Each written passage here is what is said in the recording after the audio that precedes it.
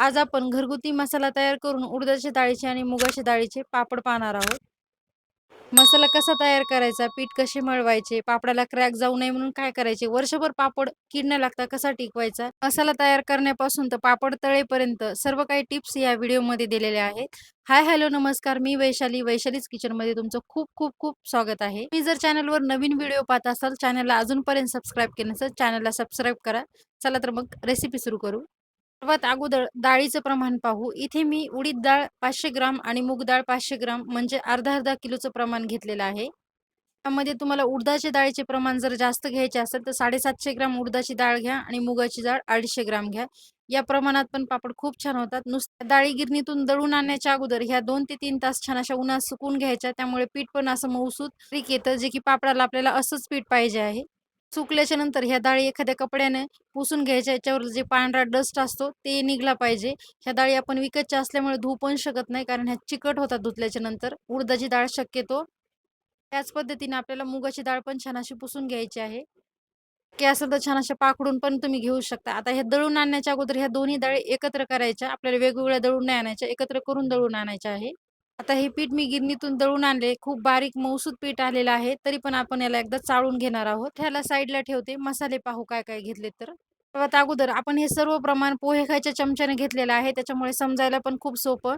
तर हे पोहे खायच्या चमच्याने 3 चमचे मिरे घेतलेले आहे. मिरे थोडेसे नवीनच घ्यायचे, जुनकट मिरे नका वापरू.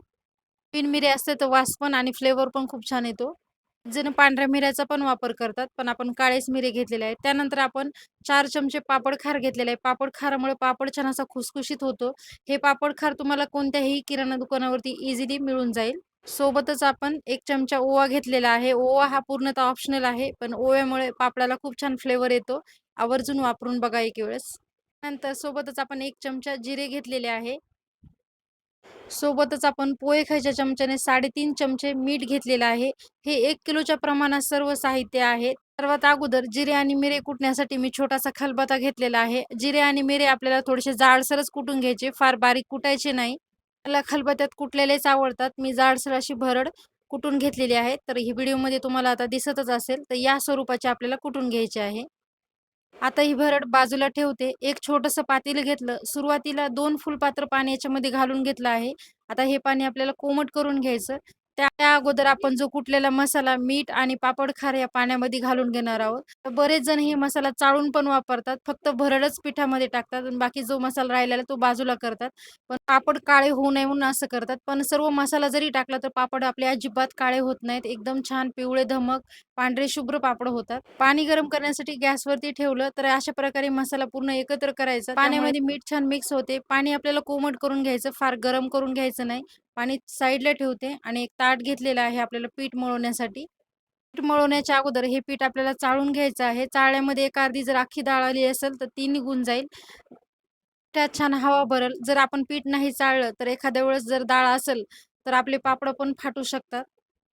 आता तुम्हाला व्हिडिओमध्ये दिसतच असेल, एक अर्धी अख्खी डाळ या चाळणीमध्ये अडकून राहिलेली आहे. तर हे बघा, मी तुम्हाला इथे दाखवते. 2-4 अख्खी डाळ इथे.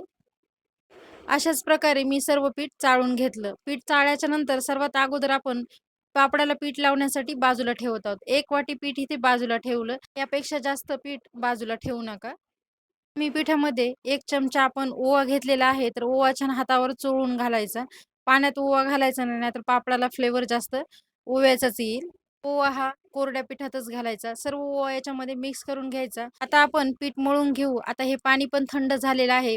पाण्यामध्ये छान असं बोट बुडवून बघायचं. पाण्यामध्ये बोट जर आपलं 1 मिनिटभर असं धरून राहिलं, तर असं पाणी आपलं छान असं पीठ मळण्यासाठी योग्य आहे. पीठ मळवताना सुरुवातीला सावकाश मळायचं. उडदाच्या डाळीचं पीठ हे खूपच चिकट असतं. हात लागला की असं पावडरसारखी वरती येतं. त्यामुळे हे सुरुवातीला थोडं-थोडं करूनच पीठ मळायचं. पहा, तुम्हाला व्हिडिओमध्ये दिसतच असेल, अगदीच थोडं-थोडं पाणी करून मी ही कणिक मळवत आहे. आपल्याला कणकीचा गोळा एकदम घट्टसर मळवायचा आहे. कणिक आपल्याला साधारण 2 ते 3 तासासाठी छान मुरवत ठेवायची. शक्यतो पापडाचं पीठ हे सकाळी लवकरच मळायचं, म्हणजे घरातले सर्व कामे आटपेपर्यंत कणिक आपली छान 2 ते 3 तास छान कणिक भिजल. सकाळी वेळ नसेल तर संध्याकाळी पण तुम्ही ही कणिक मळून ठेवू शकता. थोडं-थोडं पाणी टाकून ही कणिक आपण मळवलेली आहे. तर साधारण 2 फुलपात्र इथे पाणी लागलेलं आहे. त्याच्यानंतर मी 2 ते 3 चमचे पाणी आणखी गरम केलं. ते पण इथे मी वापरलं आहे. पीठ भिजवण्यासाठी शक्यतो गरम पाण्याचाच वापर करायचा. उडदाचं पीठ चिकट असतं त्यामुळे ताटाला आणि हाताला खूप चिटकतं थंड पाण्याचा वापर केल्यावर. दोन्ही हाताचा दाब देऊन छान अशी घट्टसर आपण कणिक मळवलेली आहे. तुम्हाला व्हिडिओमध्ये दिसतच आहे, की उंडा किती घट्ट झालेला आहे. आता आपल्याला हे पीठ 2 ते 3 तासासाठी छान मुरण्यासाठी बाजूला ठेवायचं आहे. आपल्याला एखाद्या पॉलिथिनच्या पिशवीत किंवा अशा एखाद्या डब्यामध्ये घालून ठेवायचं. त्यामुळे पीठ छान नरम होतं. तर ह्या अशा छोट्याशा कंटेनरमध्ये मी ते ठेवलं आणि झाकण बंद करून बाजूला ठेवते. 2.5 तासानंतर पीठ आपलं छान भिजलेलं आहे. पिठाचा रंगच बघा किती छान पिवळा जरीत दिसत आहे. ते उडदाची डाळ आणि मुगाच्या डाळीचे पापड असल्यामुळे थोडासा पिवळसर ह्या पिठाचा रंग दिसत आहे. तर हे पिठाचा थोडासा माझ्या हातात बसेल एवढासा गोळा मी आता तोडून घेते. आता हे पीठ आपल्याला छान असं ठेचून घ्यायचं आहे. ठेचण्याकरता इथे मी एक पेरं आणि आपण किचन ओट्यावरच पीठ ठेचून घेणार आहोत. तर तुमच्याकडे वरंडा पाटा जर असेल तर त्याच्यावरती ठेचलं तर खूपच चांगलं. आता मी थोडंसं तेल घेतलं आहे. किचन ओट्याला थोडंसं तेल लावून घ्यायचं. त्या अगोदर किचन ओटा एकदा छान पुसून घ्यायचा. थोडंसं तेल टाकायचं, फार तेल नाही लावायचं. जेवढं आपल्याला पीठ घेतलेलं आहे, तेवढ्याच जागेवरती तेल लावून घेतलं. सोबतच आपण पेरेला पण तेल लावून घेणार आहोत. कारण आपण ज्यावेळेस पीठ ठेचतो, तर हे पीठ थोडंसं चिकट आहे. पेरेला किंवा किचनच्या ओट्याला पीठ चिटकतं. त्यामुळे आपण इथे तेल लावून घेतलेलं आहे. तुम्ही जर माझ्यासारखंच किचन ओट्यावर पीठ ठेचणार असताल, तर पीठ ठेचताना थोडंसं सावकाश ठेचायचं. नाहीतर एखादा घाव आपला किचन ओट्यावर पडू शकतो. किचन ओट्यालाच क्रॅक जाईल. पापड वाळल्यावरती किंवा पापड करताना पापडाच्या साईडला जे क्रॅक जातात, तर पीठ व्यवस्थित न ठेचल्यामुळे ते क्रॅक जातात. ही एक टिप्स आहे. पापडाचं पीठ जेवढं ठेचल्या जाईल, तेवढं पापड पण चवीला चांगले होतात आणि क्रॅक वगैरे जात नाही आणि पापड शिवाय फाटत पण नाही. लक्षात असू द्या, पीठ आपल्याला आलटून-पलटून असं मऊसूद असं ठेचून घ्यायचं आहे. पिठाचा रंग तुम्हाला दिसतच असेल. अगोदर थोडा पिवळसर होता, आता थोडासा व्हाईटिश झाला आहे, पीठ चांगलं ठेचल्यामुळे. पापडाच्या पिठाचा एवढा गोळा ठेचण्यासाठी मला साधारण 3 ते 4 मिनिटं लागलेले आहे. तर आता तुम्हाला व्हिडिओमध्ये दिसतच असेल, तर पीठ की आपलं छान असं मऊसूद ठेचून घेतलेलं आहे. आपण छान ठेचल्यामुळे आता आपल्याला जे लाट्या करण्यासाठी रोल करायचा आहे, तो पण असा अलगदतेने होत आहे. जेवढ्या जाडीची लाटी आपल्याला करायची आहे, तेवढ्या जाडीचा तुम्ही ते रोल करू शकता. पिठाचा आपल्याला लांबसडक असा रोल तयार करून घ्यायचा. त्यानंतरच आपल्याला लाट्या करायच्या आहे. रोल आपण मध्यम आकाराचा केला आहे. तर आपण असा जाडसर असा दोरा घेतला आहे. तर आपल्याला दोऱ्याच्या सहाय्याने लाटा करायच्या. तुम्ही अशा हाताने लाट्या करू शकतात. पण हाताने लाटा जर केल्या तर लहान मोठ्या होतात. त्यामुळे दोऱ्याने हा सोप्या पण आणि पटकन पण होतात. आता आपल्याला लाटी करण्यासाठी जेवढी आपल्याला लाटी करायची आहे, तिथे दोरा ठेवायचा आणि अपोझिट डायरेक्शनला हा दोरा ओढायचा. त्यामुळे छान अशी लाटी तयार होते. लाटी ही मिडियमच आकाराची असावं. खूप जास्त मोठी पण नको आणि खूप जास्त बारीक पण नको. तर मी अशाच प्रकारे सर्व लाट्या इथे करून घेते. ते मी एकसारख्या आकाराच्या लाट्या करून घेतल्या. साधारण ह्या लाट्या 50 ते 60 झालेल्या आहेत तेवढ्या उंड्याच्या. त्या आता मी पातेल्यात काढून घेते. एखाद्या हवाबंद डब्यात ठेवल्या तरी पण चालतात. फक्त याच्यावरती झाकण ठेवायचं. ह्या लाट्या सुकू द्यायच्या नाही. तर आता आपण पापड करून घेऊ. पापड करण्यासाठी आपण एक छानसा पोळपाट घेतला आहे. त्याखाली एखादी मॅट वगैरे टाकायची. त्यामुळे पोळपाट सरकत पण नाही आणि लाटण्यासाठी जे पीठ वापरलेलं असतं ते पण इथे फरशीवर पडत नाही. आता आपण पापड करण्यासाठी एक लाटी घेतलेली आहे. इथे तुम्ही सुरुवातीला तेल किंवा तूप लावू शकता. पण मी इथे तेल किंवा तूप काहीच लावत नाही. तुम्ही इथे तुपाचा वापर करू शकता. तेलाचा वापर केल्यास काही दिवसांनी पापड हे कानट वास लागतो. करण्यासाठी सुरुवातीला लाटीला दोन्ही हाताच्या अंगठ्याने आतमध्ये दाबायचं. थोडीशी लाटी आपल्याला मोठी करून घ्यायची आहे आणि अलगद हाताने बेलण्याच्या सहाय्याने आपल्याला लाटून घ्यायचं आहे. तुम्हाला इथे मी फास्ट पापड लाटण्याची ट्रिक सांगते. पापड लाटण्यासाठी डिझाईनचं बेलणं म्हणजे शिऱ्याच्या बेलण्याचा तुम्ही छान वापर करू शकता. त्यामुळे पापड फास्ट लाटले जातात. पापडाची छान अशी पारी झाली. आता आपण एकदा याला पिठामध्ये बुडवून घेणार आहोत. शक्यतो 2च पिठामध्ये बुडवायचं. आता पिठामध्ये बुडवल्याच्या नंतर फार असं पीठ लावून घ्यायचं नाही. पूर्ण पीठ असं झटकून घ्यायचं. फक्त पारीलाच पीठ राहील एवढंच पीठ ठेवायचं आहे. आता आपण पापड लाटून घेणार आहोत. आता पापड कसा लाटायचा हे सांगते. सुरुवातीला आपण अंगठ्याच्या साहाय्याने छोटीशी पारी केली. त्यानंतर थोडीशी मोठी पापड लाटून घेतला. त्यानंतर पिठामध्ये छान असा घोळून घेतला. त्यानंतर आता आपण कढीने पापड लाटून घेणार आहोत. मध्यभागी पापड लाटायचं नाही. जो साईड मोठी वाटेल त्या साईडनं पापड लाटायचा. छान असा गोल आकार द्यायचा पापडाला. आपण पीठ छान ठेचल्यामुळे तुमच्या लक्षातच आले असेल, पापडाला अजिबात क्रॅक वगैरे गेलेले नाही किंवा डाग वगैरे पडलेले नाहीत. तुम्हाला हवा तसा पापड तुम्ही लाटू शकता, जाड किंवा पातळ. तर इथे बऱ्यापैकी पातळ पापड लाटलेला आहे. आता इथे मी सर्व बाजू एकसारख्या लाटलेल्या आहेत. शक्यतो पापडाच्या कडाच ह्या पातळ करून घ्यायच्या. आता तुम्हाला व्हिडिओमध्ये दिसत असेल पापड हा आपला किती पातळ झालेला आहे. तर इथे पहा मी तुम्हाला दाखवते. माझा हात पण दिसतो एवढा ट्रान्सपरंट पापड आपण लाटून घेतलेला आहे.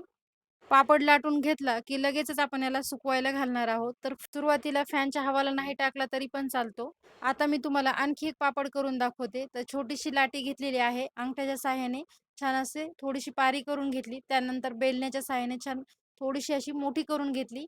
त्यानंतर ही पारी आपल्याला पिठामध्ये घोळून घ्यायची आहे. ह्या पारीला लागलेलं एक्स्ट्राचं पीठ आपल्याला काढून घ्यायचं. शक्यतो 2च पीठ लावायचं, फार पीठ लावायचं नाही.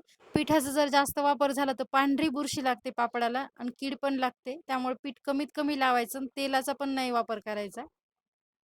इथे आपण 1 किलोच्या प्रमाणात पापड करत आहोत. तर अशा प्रकारे तुम्ही अशाच मसाल्याचं प्रमाण वापरून तुम्ही अगदी 10 किलोचे पण पापड करू शकता.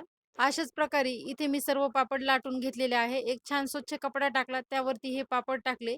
एक 5 ते 6 मिनिटं एका बाजूला सुकू द्यायचे. त्यानंतर याला पलटी करायचं आहे. त्यानंतर दुसऱ्या बाजूला छान सुकून घ्यायचे. फॅन तुम्ही आता चालू करू शकता. आता पापडाला छान आपले सुकलेले आहे थोडेफार. लगेच फॅनच्या हवाखाली सुकू घातले तर पापड वाकडे-तिकडे होऊन सुकतात. आपले छान असे बऱ्यापैकी सुकलेले आहेत. तर बघा अजिबात वाकडे-तिकडे झालेले नाही. एकसारखे दिसतात. त्याच प्रकारे मी सर्व पापड लाटलेले आहेत. बघा साईडला पण क्रॅक वगैरे नाही किंवा मध्यभागी पण असे डॉट वगैरे नाही फाटलेले आणि एकसारखे पापड आपला अजिबात काळा वगैरे पण दिसत नाही. एकदम छान असे मसाला वगैरे छान असा पापड आपला दिसत आहे. सारखे गोल गरगरीत पापड आपले तयार झालेले आहे. हो, पापड छान असे सुकलेले आहे. तर आता हे ताटामध्ये ठेवून घेऊ. किलोचे पापड 115 नग झालेले आहे. याच्यापेक्षा जास्त पण होऊ शकतात लाट्या जर छोट्या केल्या. पण हे एकदम लिज्जत पापडसारखं आपलं प्रमाण केलेलं आहे आपण. आता हा दुसऱ्या दिवशी सायंकाळचा व्हिडिओ आहे. जर तुम्हाला पापड छान असे वर्षभर बुरशी किंवा कोणतेही कीड न लागण्यासाठी टिकवायचे असतील, तर असे थोडेसे कोवळ्या उन्हामध्ये याला ठेवायचं आहे. अशा कोवळ्या उन्हामध्ये पापड सुकल्याच्या नंतर हे पापड छान असे वर्षभर टिकतात. अजिबात कीड किंवा बुरशी वगैरे लागत नाही. हा पापड वर्षभर डब्यात तुम्ही स्टोअर करून ठेवू शकता. तुम्हाला हे पापड मी छान तळून पण दाखवते. गॅसवरती छान तेल ठेवलं. तेल छान गरम होऊ द्यायचं. थंड तेलामध्ये पापड टाकायचं नाही. पापड टाकलं की छान असा फुलूनच वर आला पाहिजे इथपर्यंत तेल गरम करायचं. पहा आता पापड किती सारखा एकसारखा दिसत आहे आणि तळला पण खूप छान. तर बघा पांढरा शिपीत अजिबात लाल वगैरे किंवा क्रॅक वगैरे काहीच नाही. पापड एकदम मस्त झालेला आहे. एकदम खुसखुशीत झालेला आहे पापड. पापड तळल्यानंतर बऱ्याचदा पापड तेलकट होतो. खाताना पण ते तेलकट लागतो. पण इथे बघा पापड अजिबात तेलकट झाला नाही. असं वाटतं की पापड भाजलेलाच आहे की काय? एकदम मस्त. आता तुम्हाला हा पापड मी तोडून पण दाखवते. एकदम कुरकुरीत आवाज येईल.